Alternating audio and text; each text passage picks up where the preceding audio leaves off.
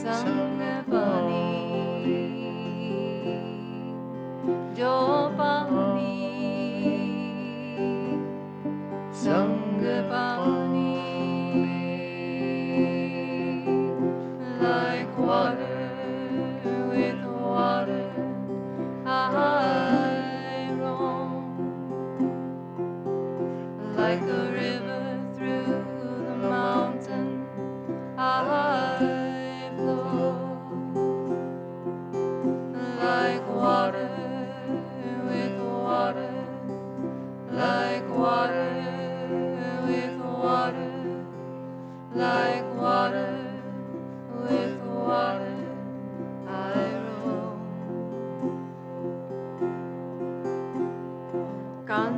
Kanchana Matimana,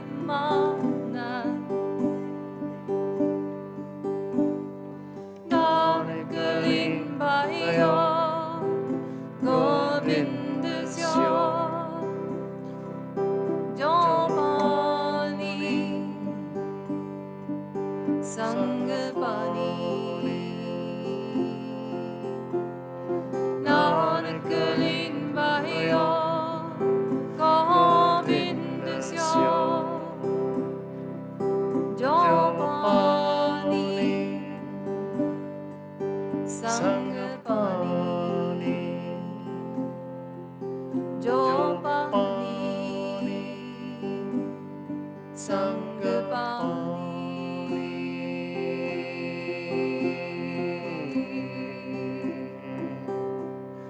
Sangapani,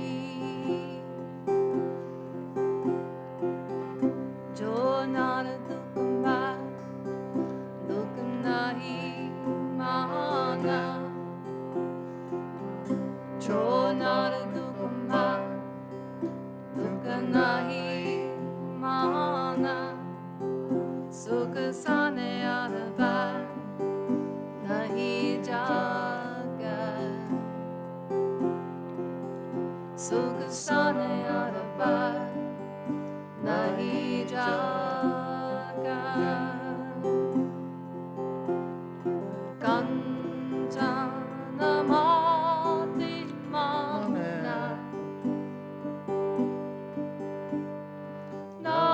Kalimbayo, Govindasyo, Jopani, Sangapani, Kalimbayo, Govindasyo, Jopani, Sangapani,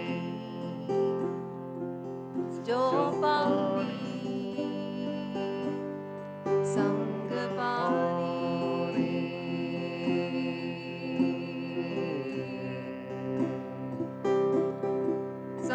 Sangapani, Naninya, Nausata, the Jagat, Naninya, Nausata, the Jagat,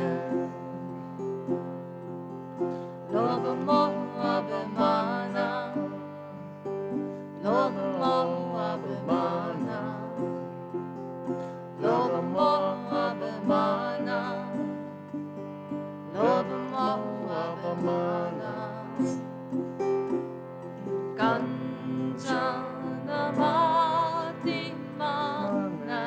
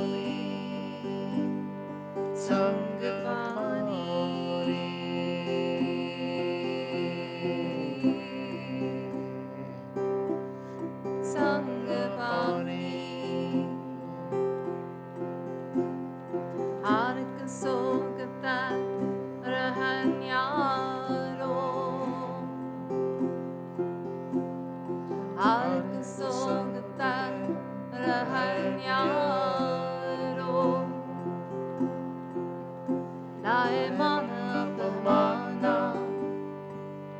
나의 만화뿐만아 나의 만화뿐만아 나의 만화뿐만아 간잖아 마디만에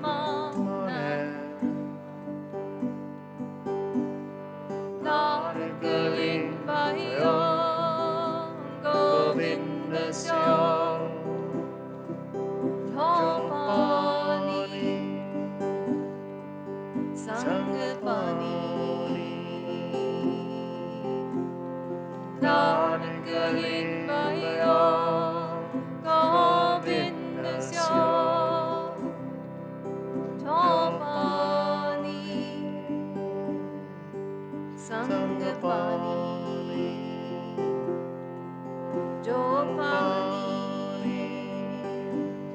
상급바니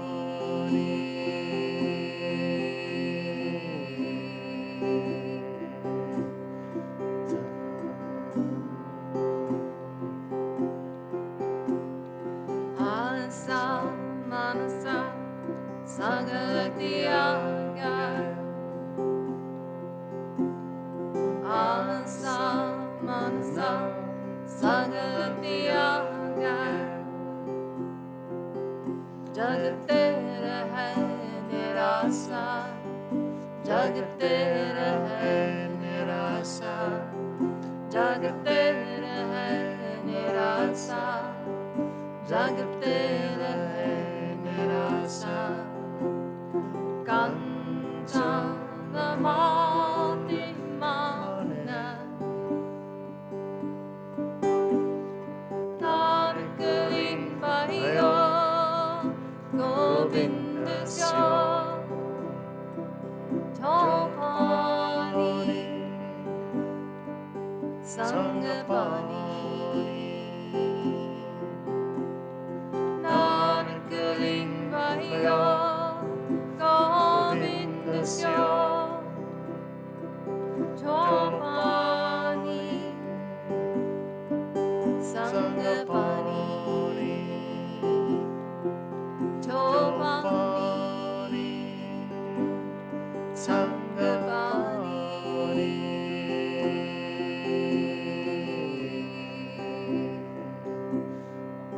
Sangapani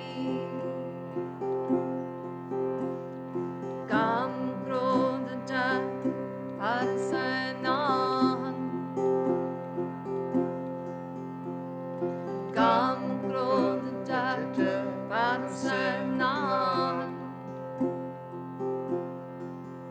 Dekhate Brahm Nivasa Dekhate Brahm Nivasa Dekhate Brahm Nivasa Dekhate Brahm Nivasa Kanchana mati mana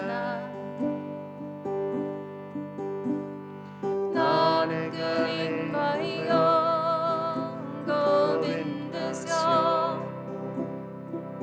Chopani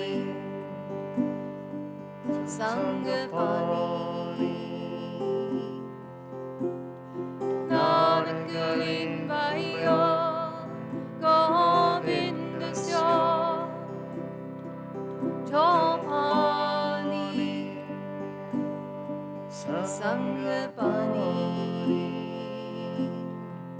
Chopani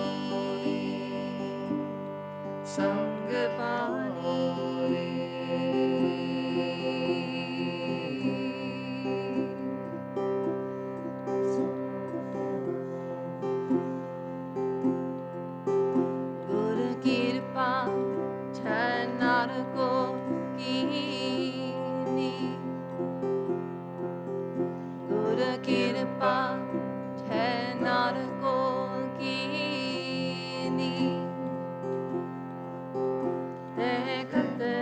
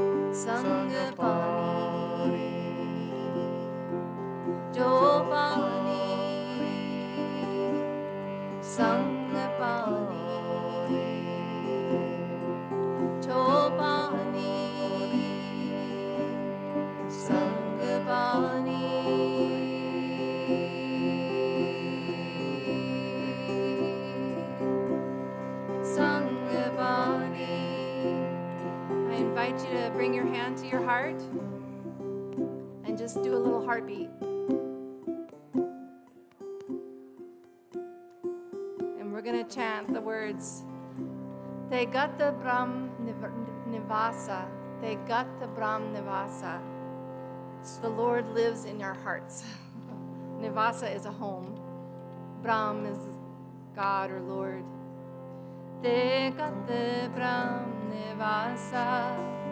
Te Gata Brahm Nivasa, Te Gata Brahm Nivasa, Te Gata Brahm Nivasa, Te Gata Brahm Nivasa, Te Gata Brahm Nivasa, Te Gata Brahm Nivasa, Te Gata Brahm Nivasa. Te Gata Brahm Nivasa, Te Gata Brahm Nivasa, Te Gata Brahm Nivasa, Te Gata Brahm Nivasa, Te Gata Brahm Nivasa, Te Gata Brahm Nivasa, Te Gata Brahm Nivasa. Te Gata Brahm Nivasa, Kanchana Mati Mana, dust and gold are the same. Nanak Limbayo, Govinda Syo, Jopani,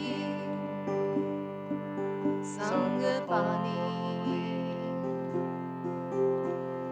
Nanak Limbayo, Govinda Syo, Jopani, Sangapani, Jopani, Sangapani. Like water with water, like water with water, like water with water, I roll. Like water with water, like water with water, like water with water, I flow.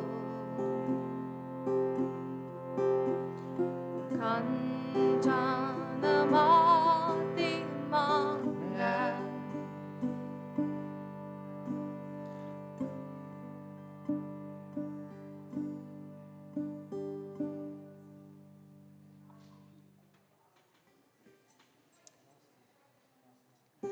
Now we're going to do a much simpler one that you can just catch on to by ear. The talk is about yoga and the science of yoga, and this is one of the simplest ways to understand that concept. Rama, Dasa, sun, moon, and earth are infinite. Sa se sohang, so say I am that. So it's just a recognition that we're all part of the entire universe. and that the balance is the key.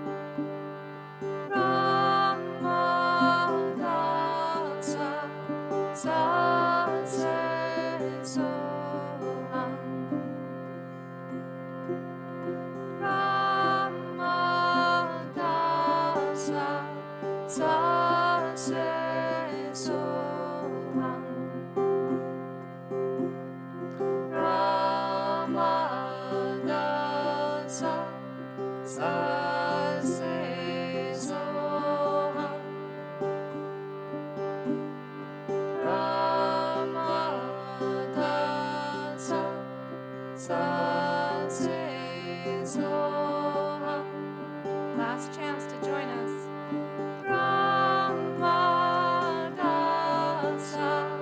Sa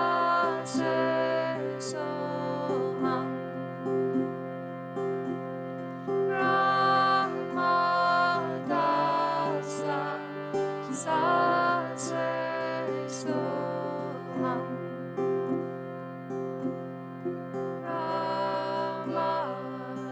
Ramadasa Sase Soham. Ramadasa Sase Soham.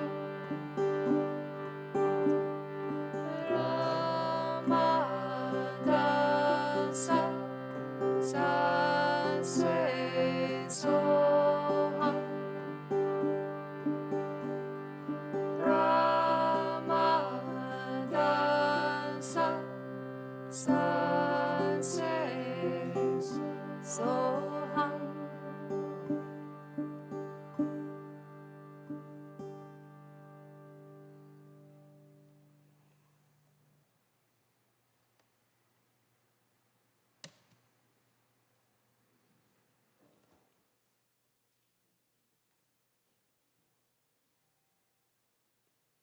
Good morning. Good morning.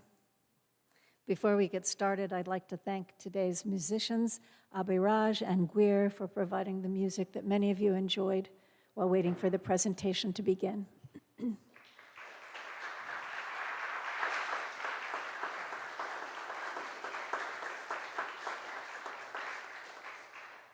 I'm Peggy Cappy, a longtime resident of Peterborough and Dublin, and I'll be your moderator for today. I'm pleased to welcome you to the Monadnock Summer Lyceum with today's speaker, Bir Singh Khalsa. It's become our custom here to acknowledge that we meet on the ancestral lands of the Western Abenaki, and we honor their elders past, present, and future, and seek wisdom to guide us in healing harm to Indigenous peoples. I'd like to thank Monadnock Community Hospital for generously sponsoring today's event, and to thank the Toadstool Bookshop for the beautiful flowers. For many years, the Monadnock Summer Lyceum has brought outstanding, world-class speakers to the Monadnock region to serve as catalysts to inform, engage, and inspire our active citizenry on local, national, and global issues. Today's talk is being recorded, and it will be available as a podcast and as a video on our website, monadnocklyceum.org. The website also has details of radio rebroadcasts of today's talk. Following the presentation, Satbir will answer questions from the audience. Those present in church may submit their questions via the yellow card that you find in your pews. And then an usher will come around to collect them. For those of you watching virtually, please submit your questions by using the live chat section on YouTube, and we'll get those questions here too. The Monadnock Summer Lyceum is supported entirely through donations and contributions from your audience, from our audience, and our community members. We deeply appreciate your donation, which may be placed in the glass bowls in the church and in the parish hall. Those listening at home may make contributions on our website or by mail. Thank you sincerely for your generous support. We encourage you also to give us feedback on today's program using the green card and place it in one of the glass bowls as well. And for those online, please use our website to provide feedback or suggestions or to join the mailing list. After the program, we invite you to attend an informal reception in the parish hall through the door to your left. Our speaker today is Dr. Bir Singh Khalsa. How many of you know what decade it was 50 years ago? A little more than 50 years ago, in 1973, Satbir became a practitioner and instructor of Kundalini Yoga, as founded by the great yogi sorry? Yes, Yogi Bhajan. And as Satbir would probably attest, that's made all the difference to his work as a researcher in the field of body-mind medicine and specifically yoga therapy. Satbir is an esteemed associate professor of medicine at Harvard Medical School. And as your program notes state, he's a researcher, a writer, an editor, and he's also served as the director of research for the Kundalini Yoga Institute. As a research associate at the Benson Henry Institute of Mind-Body Medicine, his mission is to document teaching patients how to counteract stress. He's conducted clinical research trials evaluating yoga interventions for many disorders. Can you think of some of them? Insomnia, post-traumatic stress disorder, chronic stress, anxiety disorders, and the list goes on. And these yoga interventions take place in both public schools, which we want even more of, healthcare, and occupational settings. Satbir has published over 80 papers on the topic of yoga and health. He presents his findings to audiences all over the world, and we're really lucky to have him here with us today. I'm sure you're as eager as I am to hear Satbir's insights about how yoga works. So let's welcome him with a generous round of applause.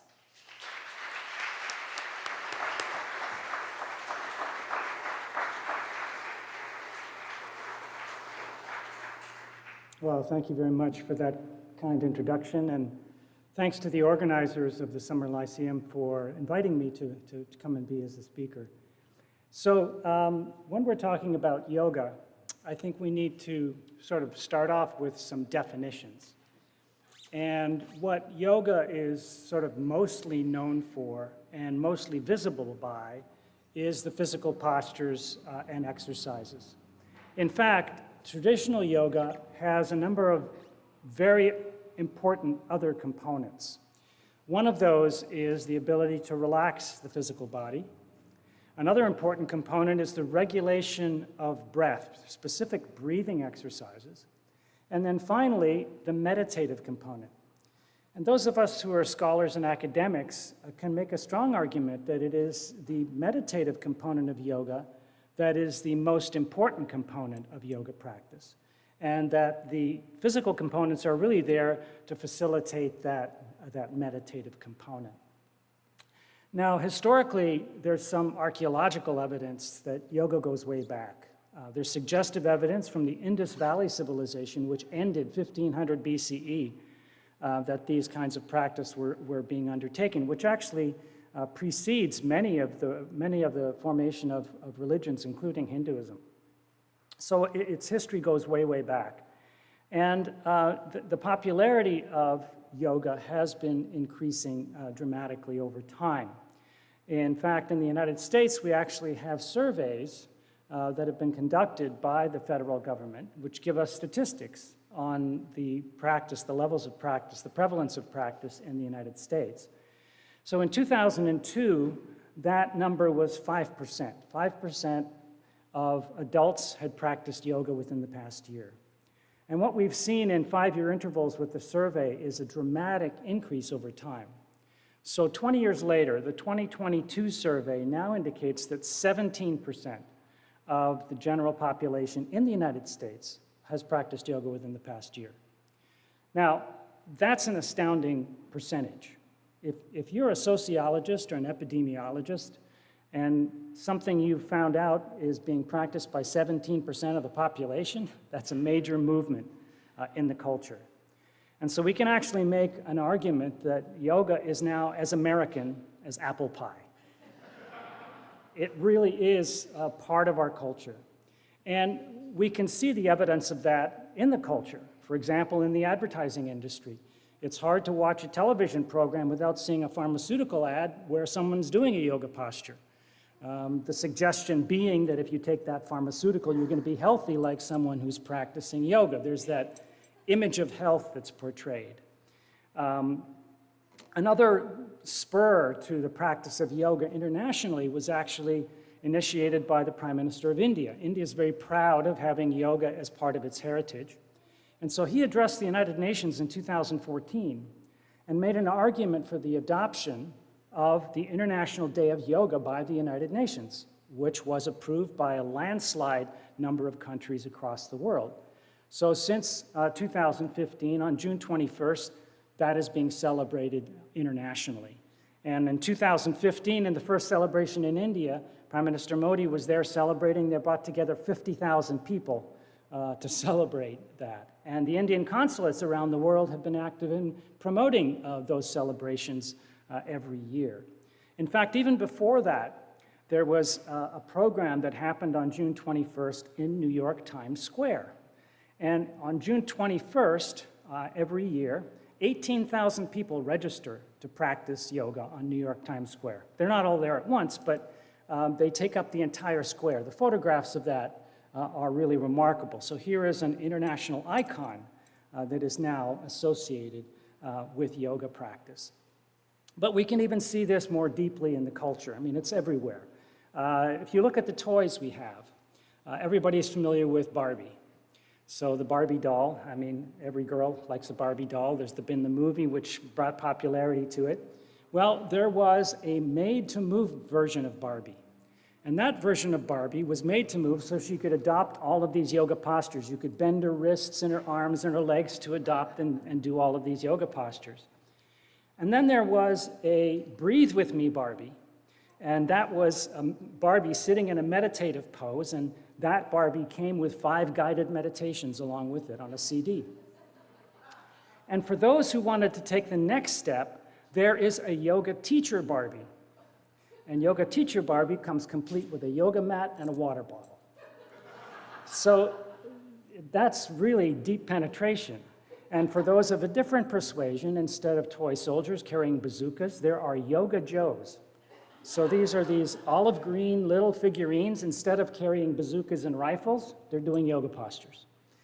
So it goes across the country. And one sort of thing that's really amazing is in downtown Birmingham, Alabama, the Deep South. In downtown Alabama, there's a sign over a little waste box for dog do. So when you walk your pet, you put the dog waste in there. And the sign above it says, "Free yoga. Bend down and pick up after your dog. Call it downward dog." So that's how deep this goes across the culture. Now, one of the problems with the demographic of yoga is that it's very limited.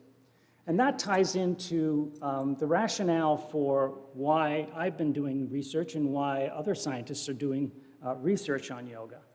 The demographic of yoga is really dominated by women. So in the US, it's now about 70% women. In some countries, particularly in Europe, it's up to 90% women. In India, it's about 50-50. But it's also middle-aged. It's also more wealthy, higher incomes. It's also primarily white. So in fact, in the yoga community, this is a little bit disturbing for us. This is a sort of a form of social injustice, if you will, because I'm going to talk to you about the benefits of yoga, and yet the people that are deriving those benefits are largely the elite of society. And so those people that need it the most, the lower income, the minorities, are getting it the least. So that is something that the yoga community is really trying to rectify. And that image is not just in terms of income and education. It's just really prevalent across the demographic. So how does yoga research address this disparity? Well, what we're trying to do is we're trying to provide the evidence base that will justify the inclusion of yoga into mainstream society across the entire demographic, so everybody gets it. So we're trying to provide evidence that will get yoga into mainstream society institutions. What are those institutions? One of them is the public schools. If we can bring yoga to the public schools and have children practicing yoga, that's going to solve the problem, because in the United States, everyone's required to go to school. If we bring it into the healthcare system, doctors will be recommending yoga practice for their patients. If we bring it into the workplace, we'll have workers practicing yoga on site. So it's really necessary for research to be able to justify that inclusion. So a school principal or a district school supervisor cannot justify bringing yoga into the schools without the evidence that it's safe and efficacious. Same is true for the medical community, and the same is true for businesses, although in the case of the corporate world, it's like return on investment. Show me that giving my employees yoga practice will improve their workplace and improve their productivity. So that is the rationale behind conducting research on yoga. Now, I want to take you back a little bit to some of the history of early yoga research. And some of the earliest yoga research was inspired by actually yoga masters. People from the West, and this goes back to the 1600s, people from the West would go to India and then encounter these yogis on the street corners. They were called fakirs. And they were doing these fantastic feats with their minds and bodies. And so some Westerners were really surprised by this and said, well, maybe this is not just a trick. It's not just sleight of hand. Maybe there's something really happening, that these people have developed some kind of skills that can facilitate their ability to change their functioning. So one example of this was the claim that yogis could stop their heartbeats. So for example, in the 1930s, a postdoctoral fellow who had spent time at Harvard and Yale went to India with recording equipment to evaluate whether these yogis could stop their heartbeats. Now, they weren't able to show that they could stop their heartbeats, but they could show that they could slow their heart rates down, something that modern medicine was completely unfamiliar with. And this was mediated through what's called the autonomic nervous system. And so here we have an instance of what has been called self-regulation of internal state. In this case, physiological, but as I'll continue talking, also psychological. The ability to change internal functioning. Why is that important? Well, in modern medicine, it doesn't work that way. In modern medicine, the doctor does something to you. The doctor prescribes something to you. Whereas here we have an example of people being able to create change in and of themselves through learning these skills. One of the largest studies of this kind was done by a team of researchers in the 1960s that traveled all over India hunting down these yoga masters and wiring them up. And their conclusion was that these yoga practices allow control of the autonomic nervous system. Again, verifying this idea of self-regulation of internal state. Now, yoga research really began formally in 1924 with a yoga institute outside of Mumbai in India. But it really didn't come to any degree of larger research until the 60s and 70s. And what we've seen over the past 2 decades, pretty much since the turn of the century, since 2000, is a remarkable increase in the research that's been done on yoga. So when you look at what are called review papers or meta-analyses, which are summaries of yoga research in specific situations, specific populations, specific diseases, there were no meta-analyses published in 2000. In 2022, there were almost 70 meta-analyses published. So it really is growing quite dramatically. Now, yoga has, as I've said, those 4 basic components. So let's take a look at those components. And one of the components, of course, is the postures. And one of the misconceptions of yoga is that I'm not flexible, I can't do yoga. So, well, the idea is that if you do yoga, you'll become more flexible.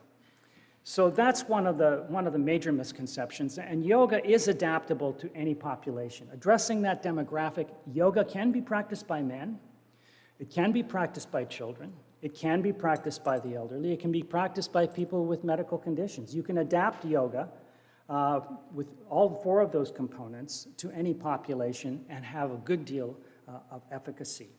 So the postures and exercises typically are different than Western aerobic type exercises. They're more focused on flexibility through the mind-body component. They're more relaxing overall. Another component in the physical plane is the relaxation of muscles. In yoga practice, we have a supine posture called Shavasana at the end of the practice, which you really practice this ability to relax your musculature.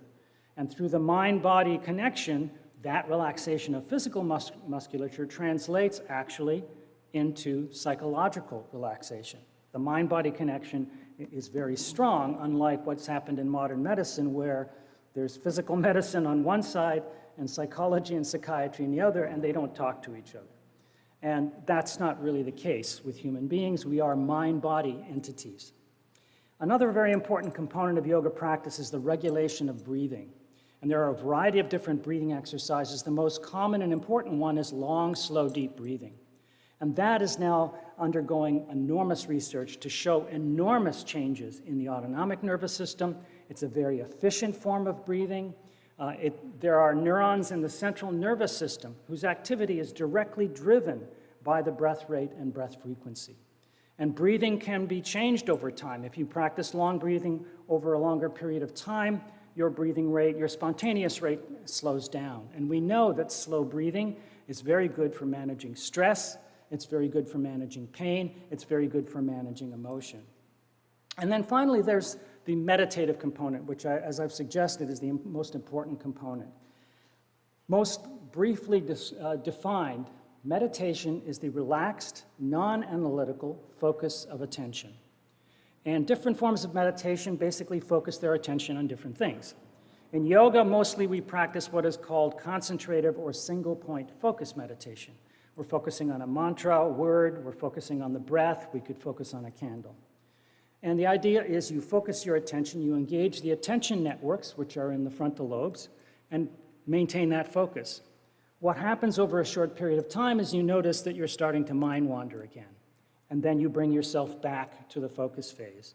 And so meditation, as really practiced for everyone, regardless of how advanced a meditator they are, really involves this cycle of focus, broken by an intrusion of mind wandering, and then back to focus. But what happens over time is that you become better at holding your attention. You're able to notice that you've mind wandered. You're able to bring that mind wandering and bring your focus back to the target of your meditation.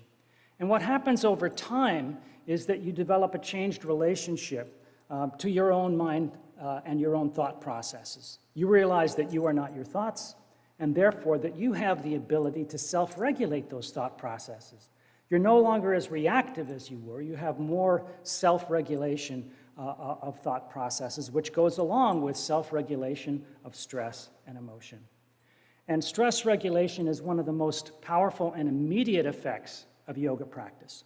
And we know that as soon as you start to do these yoga practices, you start to down-regulate the stress response system. And this has been called the relaxation response. It's something that humans can do to really down-regulate their levels of stress and chronic stress. And research on meditation has really taken off over the past few decades with these powerful techniques of brain scans. We're showing that brain activity in people who meditate is different. We've shown that biochemical characteristics are different, specifically the neurotransmitter GABA, which is associated with mood state. And even brain structure changes over time with long-term yoga practice. People who are long-term yoga practitioners are able to tolerate pain more effectively, and we can see structural changes that correspond to that. So another important component aside from the stress is this component of mindfulness, the sense of mind-body awareness, being more sensitive to what's going on internally and externally.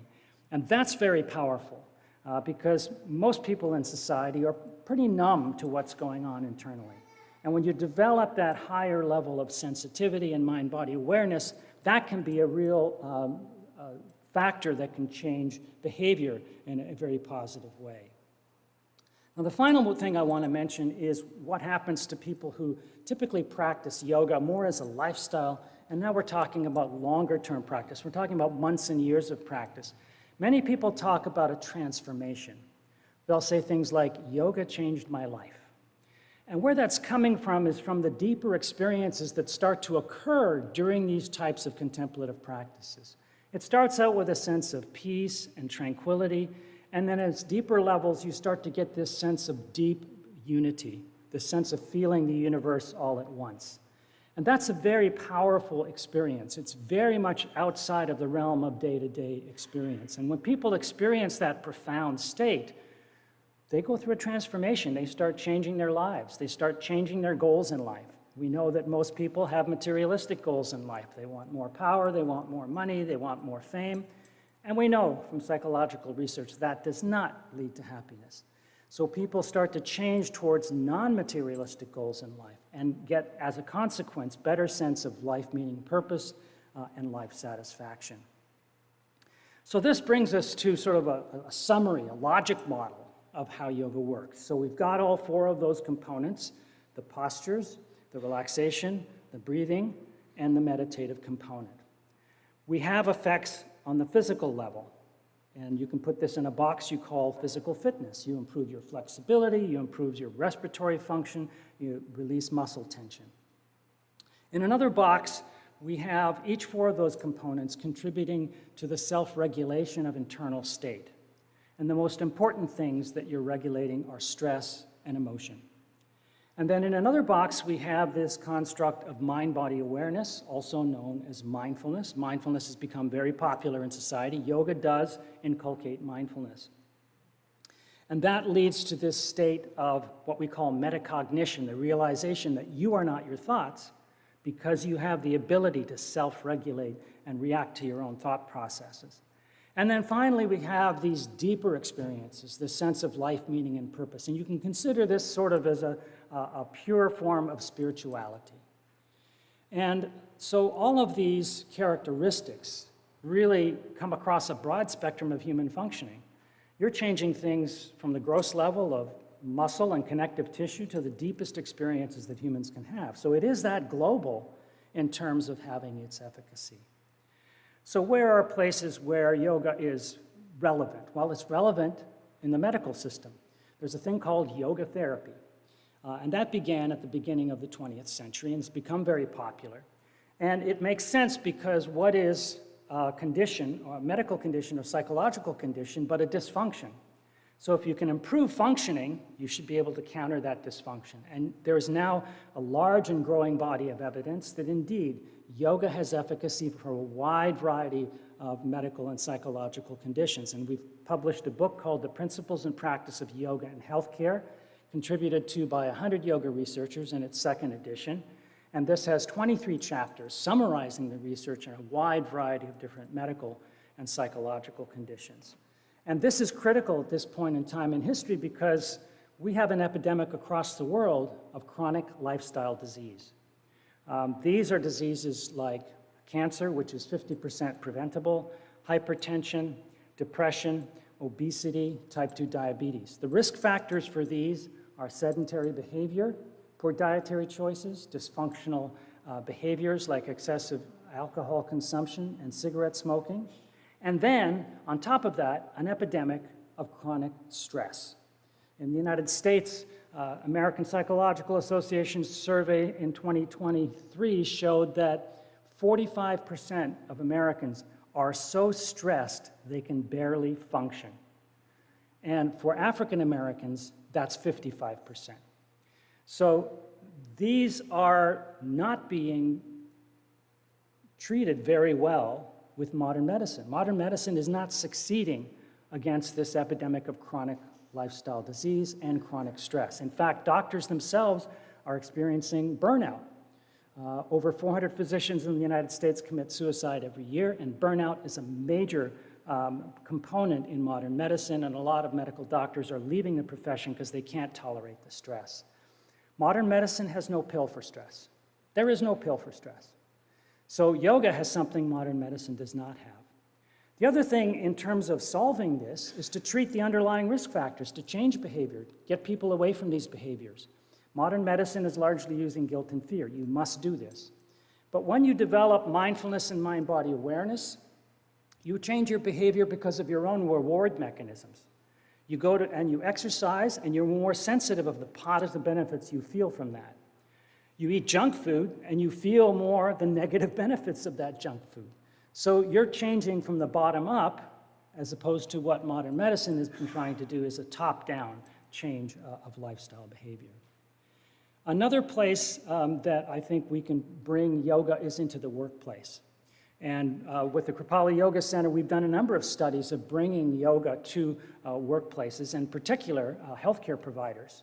So we've done a couple of studies at Brigham and Women's Hospital with physicians and also medical residents, and found that after 6 weeks of yoga, we could reduce their levels of burnout, chronic stress, sleep problems, etc. So it does have relevance in terms of the workplace. The final place I think that will have the greatest impact in society is to bring yoga into the public schools. Right now, the public schools do not train our children and our adolescents in self-regulation, in emotion regulation, or in stress regulation. It's just not part of the culture. And it should be. I mean, I'll take an example of dental hygiene. Dental hygiene was implemented into the schools in the late 1900s. And so now it's part of our culture. Everybody carries a toothbrush when they travel. Our doctors teach it, parents teach it, it's taught in the schools. It's part of our culture. What is yoga? Yoga is a form of mind-body hygiene.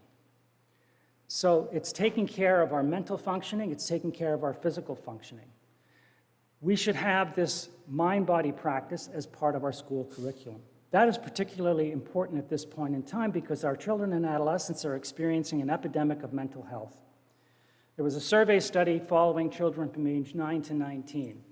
What they found was that the cumulative prevalence, the odds of a child through that age period experiencing at least one mental health condition, like depression, anxiety, post-traumatic stress disorder, addictive behavior, is 80%. 80% probability. The National Youth Risk Behavior Survey looks at a number of behaviors. 30% of our kids are overweight.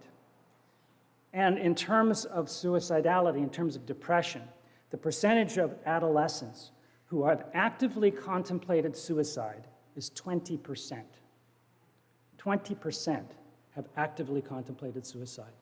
So these kinds of mind-body hygiene practices really must come into our schools. We can't just be educating them for a job. They come out, they get a job, but they're depressed or they're anxious or they're suffering from some other kind of disorder. We need to have whole child education where they're not only learning the skills to have a job, but also skills to be able to manage their health and prevent disease in the future.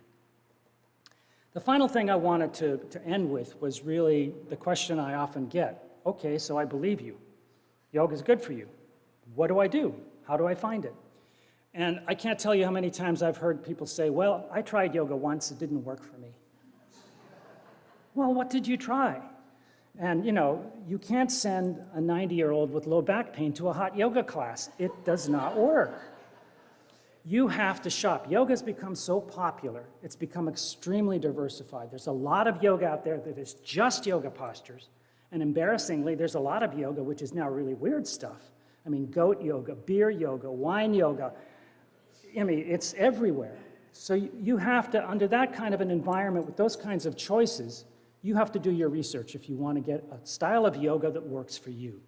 You have to go on the internet. You have to find out what you're interested in with yoga. Preferably, you'd pick a yoga that has all four of those components as opposed to one that just does postures. And then find a style that fits with your interests and goals. And then, after that, you start actually in-person shopping. You got to go to the yoga studios. You got to try a class, not just with one teacher and not just one time, but multiple classes. And then go to another studio with another style. Once you've done that for a while, you're going to end up in a yoga class that hits the spot, so to speak. And once that happens, you're going to say, I'm coming back. And then what happens over time is that you become married to that in a big way.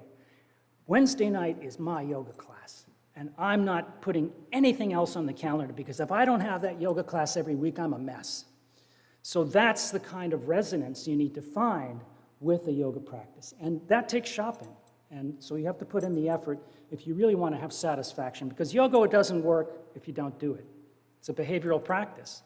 And that's what's different in modern medicine. Modern medicine, you get a pill, you get instant gratification. In yoga, you got to work and sweat for your benefits.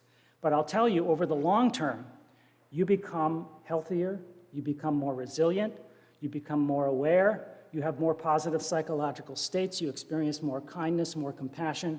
This is what the world really needs. So I want to end just by sharing with you just a little bit of practice. So this is usually what we call chair yoga, but given the situation you're in, we're going to call this church pew yoga. So just place your hands on your thighs, and then if you're comfortable, close your eyes. Now, as you inhale through the nose, flex the spine forward, and then arch the spine back. Inhale forward, exhale back. Arching the spine to its full range of motion. Inhale forward, exhale back. And these are just simple loosening exercises. Chair yoga is very popular with the elderly, very effective. Just flexing the spine through its range of motion or increasing flexibility. The spine is very important for that kind of flexibility. Breathe deeply as you inhale. Breathe deeply as you exhale through the nose.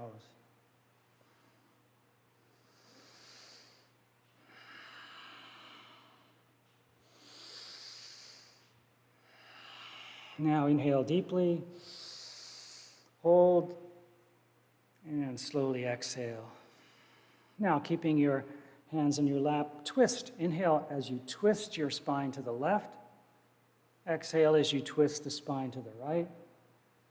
Inhale deeply to the left, twisting the spine to its full range of motion as you go in each direction. And what these yoga postures do is that they take us to the limit of our range of motion, and then over time, we start to become more flexible. Inhale deeply, exhale deeply as you twist to the left and to the right. And now bring yourself back to the center. And now start rolling the shoulders. Roll the shoulders up and back as you inhale, and then back and down as you exhale. Inhale deeply up and back, and around, down, up and back. Breathe as you inhale, exhale as you come down.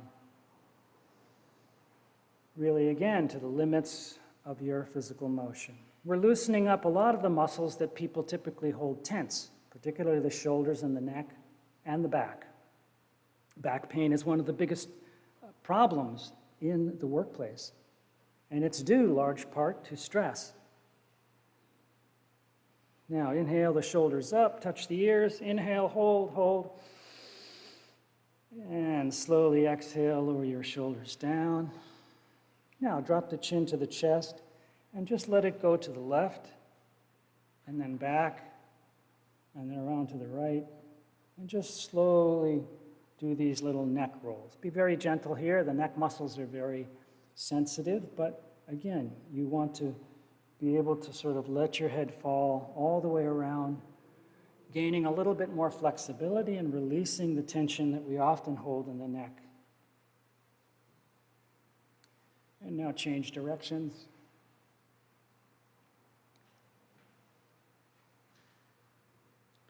Rotating all the way around. And then finally bring your head straight. And now we're going to do a little yoga breathing. So inhale slowly through the nose, and you might want to place your hand on your belly and one on your chest. As you begin the inhale, let the belly expand out. And as you continue the inhale, you'll notice the chest rise up and the shoulders come up. And then as you start the exhale, let the chest and the shoulders collapse, and then finish the exhale by pulling a little bit on the navel point. So inhale, belly comes out. And continue the inhale, chest comes up. Start to exhale, chest slows down, comes down, belly comes in. This is called abdominal or belly breathing. And breathe as slowly as you comfortably can. Expand the navel out, inhale, continue. Expand the chest and the shoulders.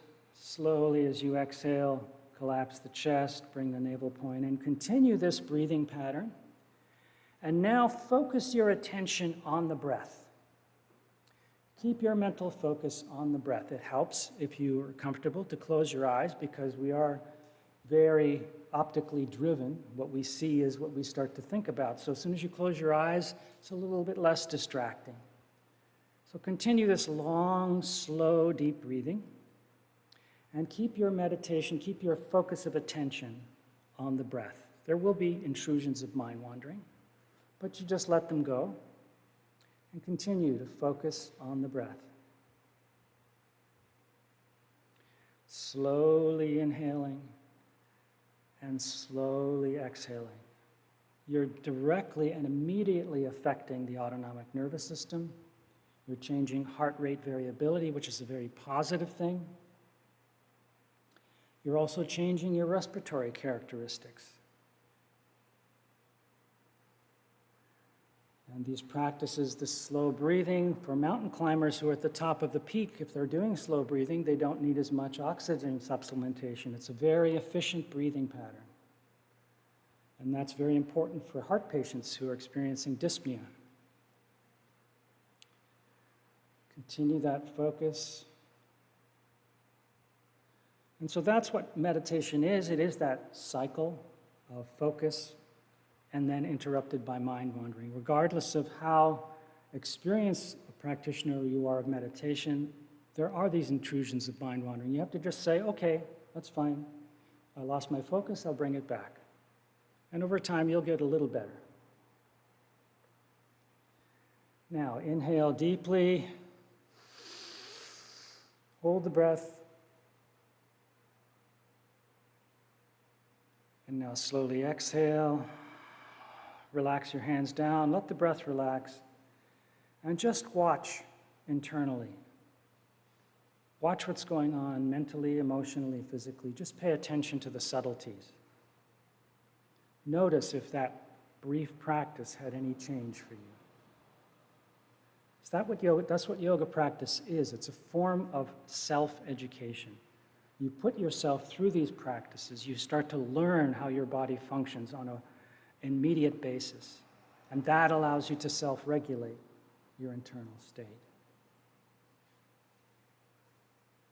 Just keep that focus. Look at the subtleties.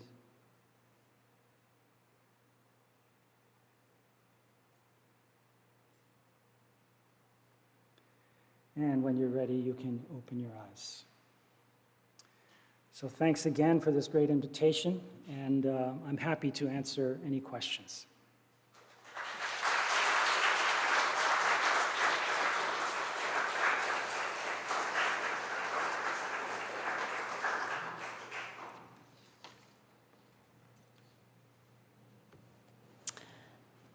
As Satbir said, we have some time for questions. For those watching virtually, you may continue to submit your questions.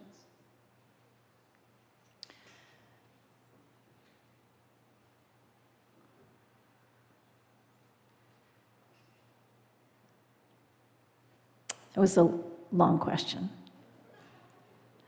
One of the world's greatest tennis players, Novak, I'm not a tennis player, Djokovic, often uses deep breathing techniques during matches to slow his heart rate and focus his mind. Is there empirical medical data to support his breathing practice? So yes, there's two ways that yoga can enhance cognitive and physical performance, and this is particular to any kind of performance, whether it's music performance or sports performance. Number one is that you want to be free of stress and negative emotion. And so that's what I have said yoga is very, very good at. The most immediate effect of yoga, and this can happen over minutes, certainly over yoga class, is this reduction in stress. Because what stress does is that it absorbs a lot of your nervous system activity. Your brain activity is trying to cope with these stressors. And a lot of your cognitive skills, or your cognitive ability is tied up having to manage and deal with this chronic stress. And chronic stress is one of the major risk factors for developing mood disturbance. So both stress and mood disturbance are going to impair your ability to focus and be fully involved in what you're doing in terms of performance. The other thing is that there may well be change, and there is likely changes in your cognitive ability. Your ability to, this mind-body awareness, this mindfulness. The more you become mindful, the more you are in tune again with the subtleties. And as you know, in any kind of high-level sports activity, I'm a hockey fan, so I know that when someone shoots the puck at the net, it's a matter of 1/8 of an inch whether that puck goes in the net or not in the net. And that's true for all sports. It's down to that kind of fine subtlety. So the more in tune you are with your own functioning, the more aware you are, the less you are impeded by stress and emotion, the more you can do this optimal performance. So I think, yes, there will be more and more evidence. And I can tell you that a lot of professional sports teams have yoga instructors on staff. They know that for sports performers to be able to manage their emotions effectively, reduce stress, and then tune into subtleties is the difference. And these are multi-million-dollar organizations. You know, winning a cup means scoring that goal in overtime. And so it's critical, and at that level of criticality, yoga can make the difference. Thank you. As a teacher, public school teacher, I think, or a school teacher, I see many students with ADD. Many parents do not want their children on meds. What are the practices that can help regulate ADD behavior? Is there an organization which addresses this for children and adults? There is a growing body of evidence of yoga and contemplative practices, mindfulness meditation, on treatment of the attention deficit disorders. In some ways, it's not surprising. If you look at the titles of what we're talking about an attention deficit disorder and a meditation practice that improves your attention networks. So you're working directly on the place where this disorder is happening. And not only that, but the important thing to note in virtually all mental conditions, whether it's ADD or depression or anxiety, is that the thoughts that you are thinking are not just a symptom of the disorder. They are the disorder.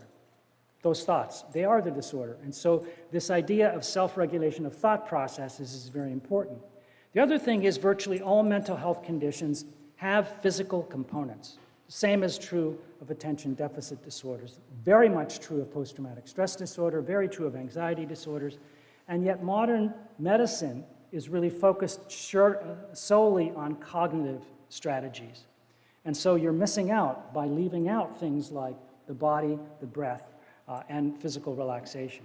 So yeah, there is growing evidence. You have to look at the individual studies to see which particular style of yoga, but my bet would be that any kind of traditional whole yoga practice with those 4 major components is likely going to have efficacy. We're not at the point yet where we can say this specific asana or yoga posture or that specific breathing technique has specific effect for the disease, but that's something that we may ultimately get to. The other thing we don't have is dose-response curves. How much yoga do you need? Can you do 1 yoga class and cure your chronic insomnia? Probably not. Do you need to do 5 years of yoga every day for 3 hours? Probably a little overkill. So it's somewhere in the middle. And typically it takes about 8 weeks in many of the trials to see the kind of difference that we see in therapeutic benefit. Look at the age profile of the room. Yes. Is there any evidence that practicing yoga has an effect on the onset and/or severity of cognitive decline, Alzheimer's disease, and dementia? Yes, actually I have a colleague, Helen Lavretsky, who is at UCLA, and her specialty is in working on yoga for pre-dementia. Difficult to study Alzheimer's itself because they're starting to lose the capability of performing a behavioral task. But we can look at pre-dementia and cognitive decline, and the results are very encouraging. We're starting to see improvements in memory, in cognitive performance, and so that is showing the decline. And Dr. Lavretsky has even done some neuroimaging to show that a yoga practice can actually reduce the decline of brain structure across a wide variety of different regions of the brain. We lose brain structure as we age, and yoga has been shown to have this anti-aging effect on degradation of specific brain regions. So yes, it's very helpful for maintaining cognitive functioning as we get older, as well as, of course, physical functioning. We're getting lots of questions. I can imagine yoga being helpful to our warrior class, police, soldiers, etc. Has there been any effort or research on the practice of yoga on these folks? Yes, there has been, and it's not extensive, but we are starting to see research on first responders. And again, the results are really, as you would expect, positive, because what they're really experiencing is chronic stress, and with repeated exposure to traumatic events, even if it's not a big traumatic event, just a bunch of small events, you can end up with a cumulative sense of trauma or post-traumatic stress disorder. And there's a very strong growth in the field of what is called trauma-sensitive yoga. It's a thing, and it's being used across the country, and a lot of research is being done in this area. And so yoga teachers are being trained specifically in trauma-sensitive yoga. What that means mostly is that they're adopting their yoga teaching to be appropriate for that population. Because it's a vulnerable population, these people are vulnerable for experiencing an episode. So, for example, if you are holding a yoga class with trauma patients, you don't want to have a room with no windows, because there's a sense of feeling trapped in the room. You want to make sure that their back is not to the door, because there's a sense of safety. You definitely don't want to touch them, which is a lot of what yoga teachers do to adjust people's postures, because they may have been traumatized physically. So there's a lot of recommendations as to what to do and how to teach yoga for that population.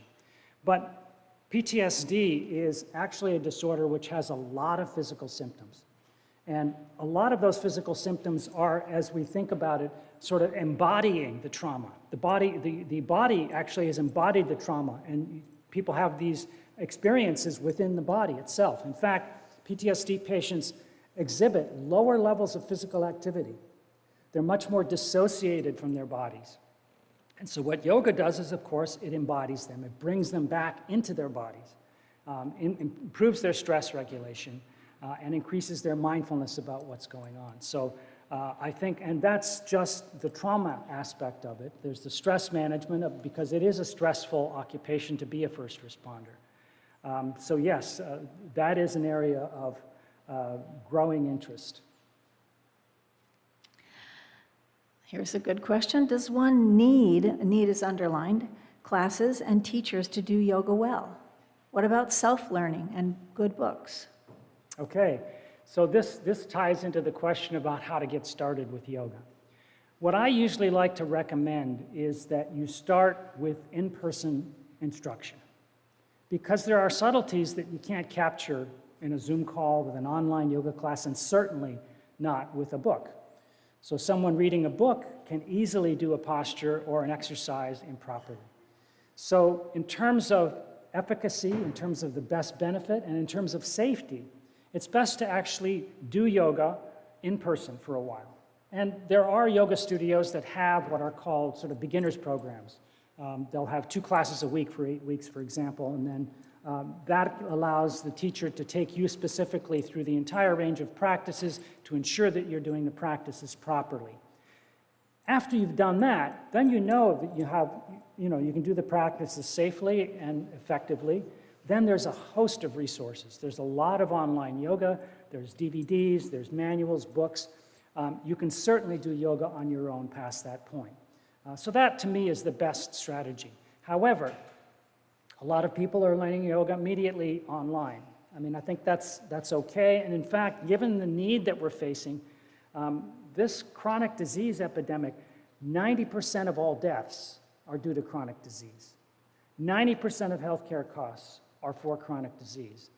The CDC indicates that 6 out of 10 adults have a chronic disease.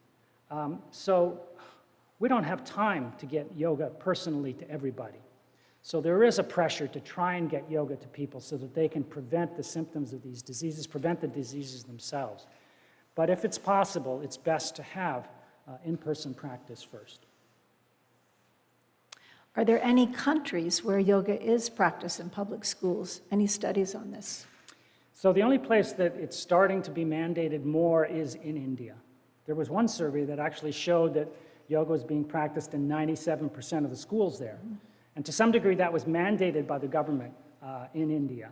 But it's unclear how much yoga is being practiced and when it's being practiced, because if you're practicing after school, it's different than if it's in the curriculum. Because if you offer after school yoga, then you get 10% of the school population practicing and the other 90% not. So the ideal is to have it within the curriculum.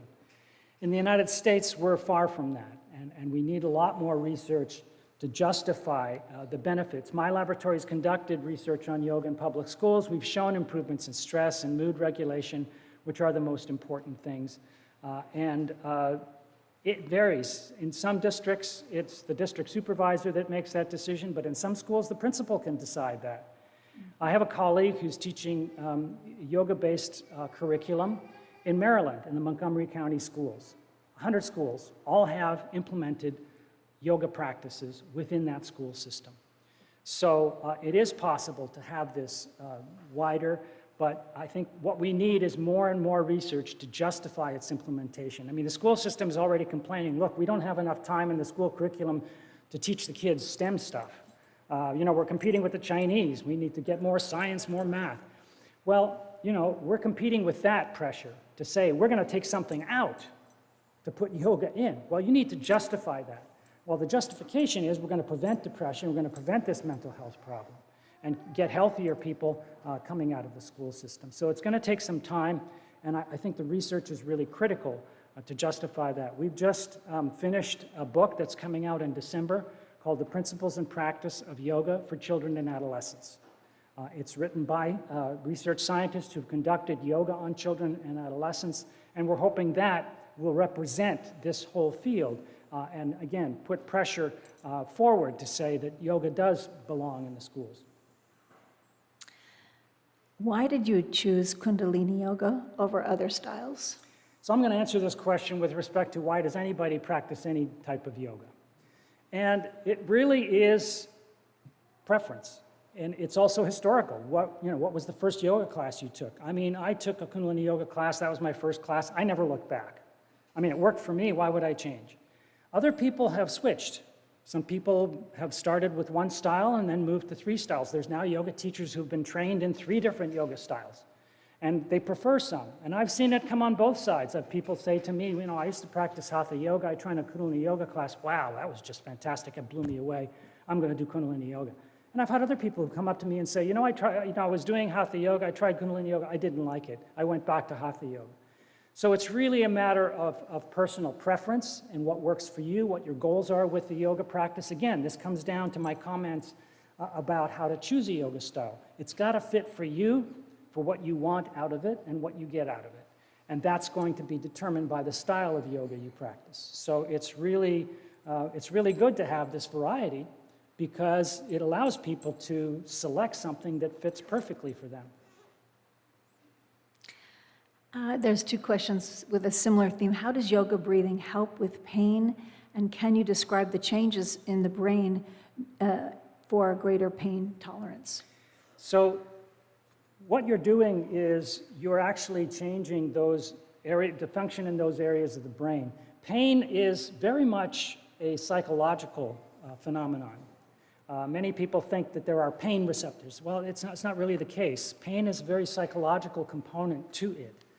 And when you do these contemplative practices, you are, through the mindfulness component, you're changing your perception of the pain itself. In fact, in the study that was done at our National Institutes of Health, looking at long-term yoga practitioners, they showed that the long-term yoga practitioners had a lower pain levels to cold. They used cold water as a pain stimulus. And the long-term yoga practitioners were experiencing less pain. Furthermore, they looked at the region of the brain that's involved in pain regulation called the insula. And what they found was that it's larger, structurally larger in yoga practitioners than it is in non-yoga practitioners. And given the relationship between pain and emotion, we know that long-term meditators have a smaller limbic system. The limbic system is the region of the brain that is manifesting emotion and stress. And we know that when you engage the attention networks of the brain, specifically the prefrontal cortex, that has inhibitory connections with the limbic system. So it's quieting it down. That's the relaxation response. And what they found is that over the long term with practice, the limbic system actually gets smaller structurally because long-term meditators and yoga practitioners are less reactive emotionally, less prone to chronic stress. So that's really, sort of part of the mechanism of how pain is being regulated.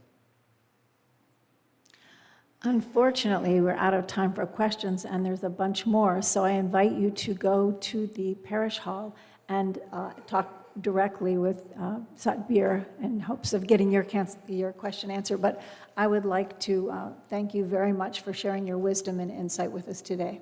Thank you.